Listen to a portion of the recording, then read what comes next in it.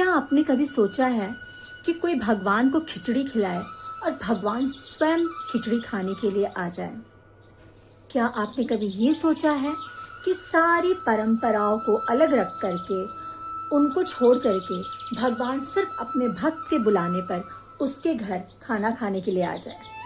तो दोस्तों, आज मैं एक ऐसी ही कहानी आपको सुनाने वाली हूँ, भगवान की बहुत बड़ी भक्त कर्माबाई की, जो भगवान जगन्नाथ को अपने हाथों से प्रतिदिन खिचड़ी खिलाया करते थे। तो चलिए हम अपनी कहानी की शुरुआत करते हैं। नमस्कार, अगर आपको मेरी ये वीडियो पसंद आए तो मेरे चैनल को लाइक और सब्सक्राइब ज़रूर करें। तो दोस्तों, कर्माबाई नाम की एक वृद्ध भक्त थी जो भगवान जगन्नाथ की बहुत पूजा किया करती थी और उनकी बहुत बड़ी भक्त थी। वो राजस्थान में रहा करती थी। तो वो इतनी बड़ी भक्त थी कि फिर वो धीरे धीरे जगन्नाथपुरी आकर के ही वहीं रहने लगी, क्योंकि वो भगवान की प्रतिदिन पूजा करना चाहती थी।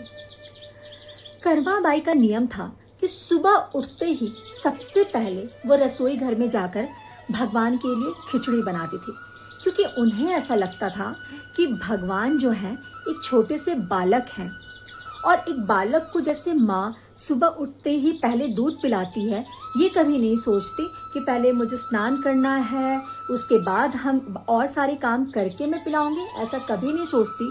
उसी तरीके से कर्माबाई को ये लगता था कि भगवान जो हैं भूखे होंगे और सुबह उठ के सबसे पहले उन्हें खिचड़ी खिलाना चाहिए।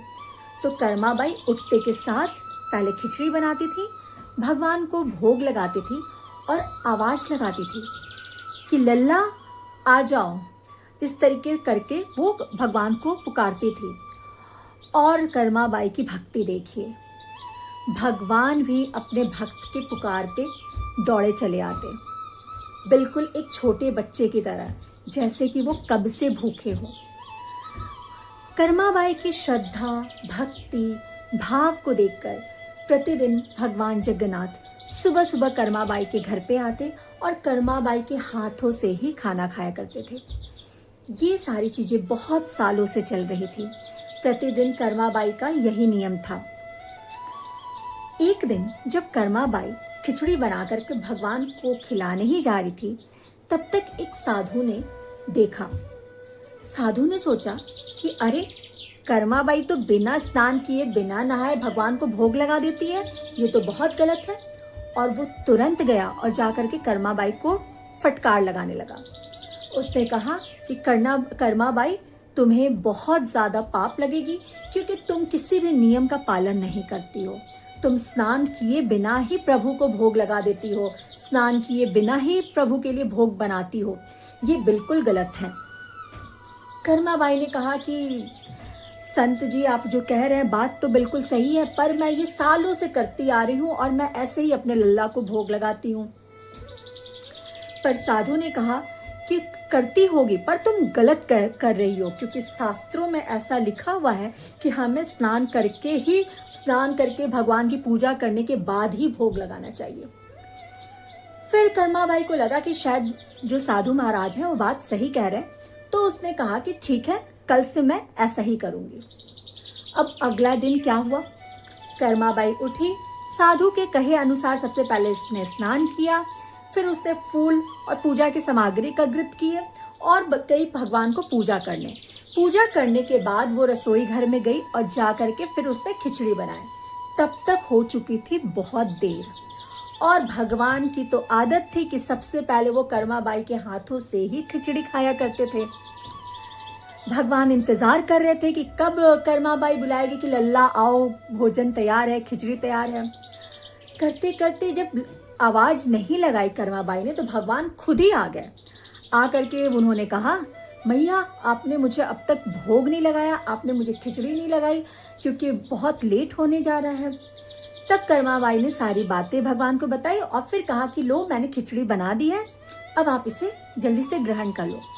लेकिन तब तक बहुत लेट हो चुका था और जगन्नाथ मंदिर का फाटक खुलने का समय हो चुका था, आरती का समय हो चुका था और भगवान को वापस वहाँ भी जाना था।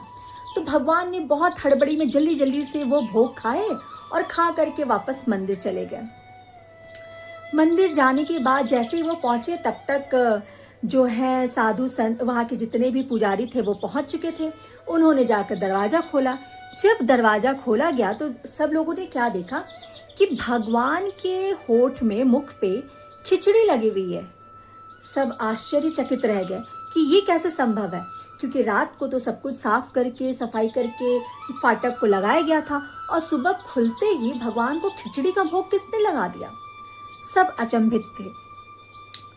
उस रात जब वो साधु सो रहा था तब उसे सपने में भगवान जगन्नाथ ने एक स्वप्न दिखाया और उस साधु को ये कहा कि तुमने कर्माबाई को जा करके सब कुछ कह दिया है, ज्ञान दे दिया है कि स्नान करके पूजा करके ही वो भोग लगाए, और वो मेरी भक्त ऐसी पागल है कि उसने तुम्हारी बातों को मान लिया और वो वैसा ही कर रही है।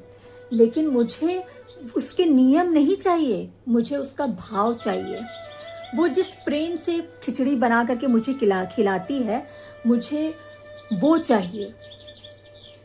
साधु की आंखें तुरंत खुल गई और उसे सब कुछ समझ आ गया कि भगवान क्या कहना चाहते हैं। वो अगले दिन दौड़ते दौड़ते गया कर्माबाई के पास।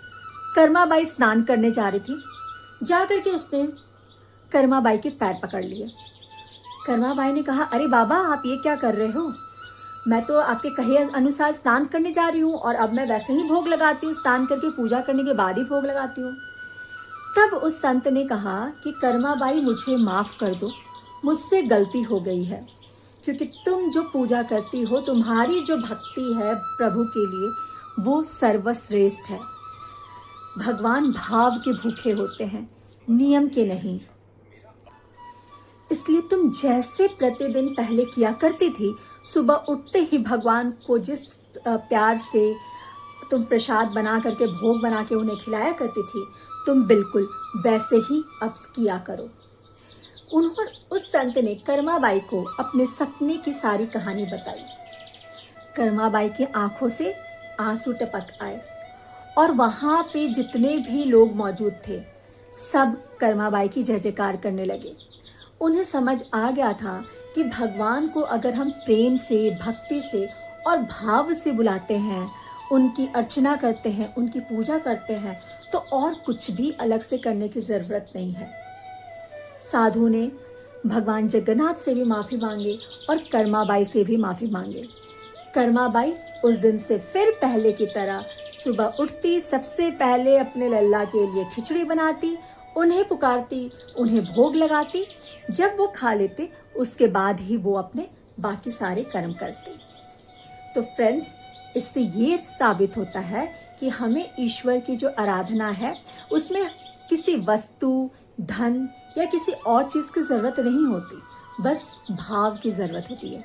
अगर भाव पवित्र है, मन में आस्था है, तो प्रभु स्वयं खींचे चले आते हैं। हर हर महादेव।